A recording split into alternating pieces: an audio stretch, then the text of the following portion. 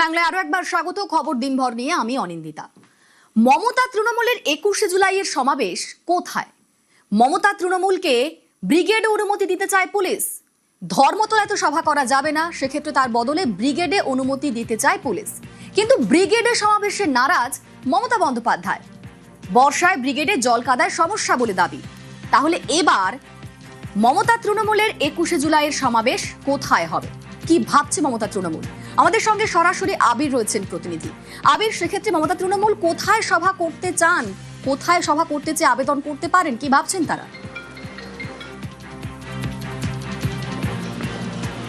দেখো, সভা করতে চেয়ে আবেদন তো করেই রেখেছেন তারা, আদালতেও গেছেন এবং তাদের বক্তব্য হচ্ছে যে 21শে জুলাই বরাবরের জন্য ভিক্টোরিয়া হাউসের সামনে পালন করা হয়, সেখানেই তাদেরকে পালন করতে দেওয়া হোক। যদিও কলকাতা পুলিশের তরফ থেকে আগেভাগেই জানিয়ে দেওয়া হয়েছে যে ভিক্টোরিয়া হাউসের সামনে কোনোভাবেই 21শে জুলাইয়ের সমাবেশ বা রাজনৈতিক সমাবেশ করতে দেওয়া হবে না। এবং এক্ষেত্রে দাঁড়িয়ে কলকাতা শহরের যে যানজট সংক্রান্ত যে উদাহরণের কথা তারা বারবার ধরে তারা তুলেও ধরেছেন। এবং তুমি জানো যে মাঝে ফিতে নিয়ে কুণাল ঘোষ, দোলা সেন, বৈশ্বনাথ চট্টোপাধ্যায় বেশ কয়েকজন তারা মাপতেও চলে গিয়েছিলেন। তা নিয়েও রাজ্য বিধানসভার অভ্যন্তরে কটাক্ষ শুনিয়েছিলেন হচ্ছে রাজ্যের মুখ্যমন্ত্রী শুভেন্দু অধিকারী। সূত্রের খবর, গতকালকে শোভনদেব চট্টোপাধ্যায় এবং এক সাংসদ ডেরেক ওব্রায়ান তারা লালবাজারে গিয়েছিলেন এক জয়েন্ট সিপির কাছে এবং সেখানে গিয়ে তারা বেশ কতগুলি জায়গার নাম বলে আসেন যেখানে তারা সভা করতে চান। তার মধ্যে অন্যতম হচ্ছে ডোরিনা ক্রসিং, সেটা ছিল। এবং সূত্রের খবর যে আজকে সকালবেলার মধ্যে তাদেরকে পুলিশের তরফ থেকে জানানো হবে বলে উল্লেখও করা হয়েছিল। এরই পরিপ্রেক্ষিতে যেটা জানতে পারা যাচ্ছে, কালীঘাটপন্থী তৃণমূল কংগ্রেস সূত্রের খবর যে পুলিশের তরফ থেকে তাদেরকে বলা হচ্ছিল যে ব্রিগেড প্যারেড গ্রাউন্ডে যদি তারা সমাবেশ করতে চান তাহলে তারা করতে পারেন। কিন্তু যে প্রাকৃতিক কারণ, যে অবস্থা, সে কারণে দাঁড়িয়ে তারা বলছেন যে ব্রিগেড প্যারেড গ্রাউন্ডে তাদের পক্ষে সমাবেশ করাটা সম্ভব নয়। এবং তারা সেই কারণেই হচ্ছে যে ডোরিনা ক্রসিং সেখানে যাতে পাওয়া যায় বিকল্প জায়গা হিসাবে, কারণ আদালতে তারা ভিক্টোরিয়া হাউসের সামনের কথা, ধর্মতলা চত্বরের কথা বলছেন। সেক্ষেত্রে যদি করতে পারা যায় ডোরিনা ক্রসিং এ, সেই প্রসঙ্গের কথাও তারা তুলেছেন। তবে এখনো পর্যন্ত তা নিয়ে কালীঘাটপন্থী তৃণমূল কংগ্রেস সূত্রে জানা যাচ্ছে যে পুলিশের তরফ থেকে নতুন করে তাদেরকে কিছু জানানো হয়নি। ফলে কোথায় 21শে জুলাই মমতা বন্দ্যোপাধ্যায় তিনি পালন করবেন? 21শে জুলাই সমাবেশ গত কয়েক বছর ধরে যে জায়গাতে হয়ে আসছিল সেই জায়গাতে যেহেতু হচ্ছে না, তবে আদালত যদি অনুমতি দেয় সেটা অন্য ব্যাপার। এখনো পর্যন্ত যা ব্যাপার সেখানে হচ্ছে না, সেক্ষেত্রে দাঁড়িয়ে কোথায় হবে তা নিয়ে এখনো পর্যন্ত দ্বিধায় রয়েছে কালীঘাটপন্থী তৃণমূল শিবির। সঙ্গে থাকো আবির। আগেই তৃণমূলকে ব্রিগেড চ্যালেঞ্জ মুখ্যমন্ত্রীর, বিধানসভায় ব্রিগেড চ্যালেঞ্জ শুভেন্দু, শোনাবো।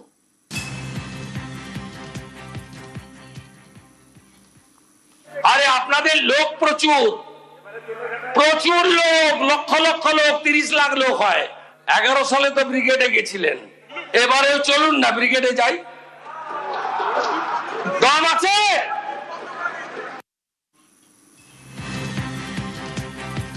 আমাদের সঙ্গে সরাসরি আবির রয়েছেন প্রতিনিধি, আবিরের সঙ্গে কথা বলবো।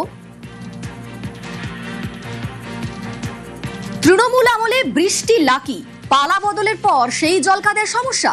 21শে জুলাইয়ের মঞ্চেই বৃষ্টি নাকি লাকি, এমনটাই দাবি করেছিলেন মমতা বন্দ্যোপাধ্যায়। কি বলেছিলেন একবার শোনাবো।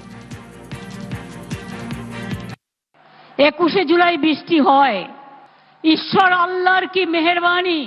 বৃষ্টি কিন্তু হলো ঝমঝমাঝম বৃষ্টি।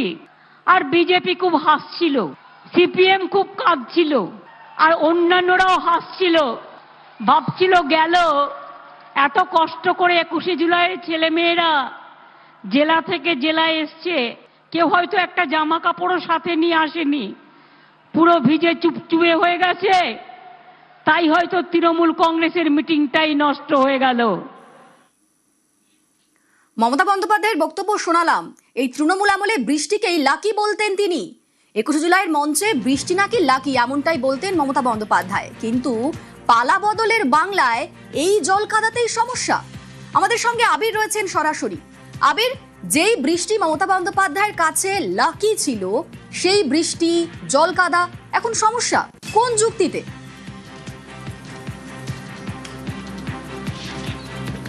প্রথমত হচ্ছে যে শুধুমাত্র বৃষ্টি সমস্যার থেকেও আরো একটি আলোচনাও তার মধ্যে চলে এসছে। তার কারণ যে 2011 সালেও তৃণমূল কংগ্রেসের তরফ থেকে ব্রিগেড প্যারেড গ্রাউন্ডে তাদের যে 21শে জুলাইয়ের যে সমাবেশের যে অনুষ্ঠান সেটা পালন করা হয়েছিল এবং সেদিনকেও ভরা বৃষ্টির মধ্যে ভয়ঙ্কর অবস্থা, প্রাকৃতিক অবস্থা ছিল, তার মধ্যেও তৃণমূল কংগ্রেস সেখানে সমাবেশ করেছিল।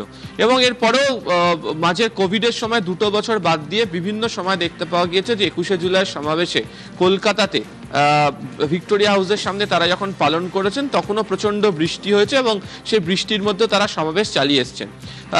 বর্তমান অবস্থাতে দাঁড়িয়ে রাজনৈতিকভাবে আসলে কটাক্ষ করা হচ্ছে এই সিদ্ধান্তকে। অনেকেই বলছেন যে যেহেতু তৃণমূল কংগ্রেস শিবিরই 2 ভাগে বিভক্ত হয়ে গিয়েছে, ফলে যে সংখ্যক মানুষজন আগে তারা আসতেন তারা এখন কোন পক্ষে রয়ে আসবেন সেটাই বোঝা সম্ভব নয়।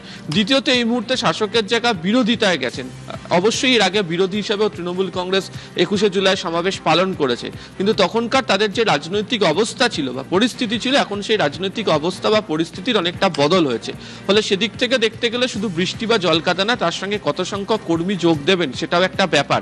তার কারণ আবারও বলছি যে গত কয়েকদিন ধরে তাদের পক্ষে কতজন রয়েছেন, কতজন 21শে জুলাই থাকবেন তা নিয়ে বারবার ধরে কটাক্ষ তাদের দিকে উঠে এসছে। এমনকি এই বিধানসভার অভ্যন্তরেও মুখ্যমন্ত্রী শুভেন্দু অধিকারী তা নিয়ে কটাক্ষ করেছিলেন। ফলে সেটাও একটা অন্যতম যুক্তি হতে পারে, যেটাকে ঝড় বৃষ্টি কাদার কথা বলে উল্লেখের মাধ্যম দিয়ে নিয়ে যাওয়া হচ্ছে। বেশ, সঙ্গে থাকো আবি।